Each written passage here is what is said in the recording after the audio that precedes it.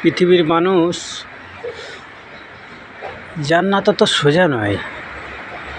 জান্নাত পেতে গেলে জান্নাতের কিছু ভালো ভালো জিনিস আশা করতে গেলে আমাদের সকলকে ভোর 4টে উঠে 5 ওয়াক্ত নামাজ পড়তে হবে।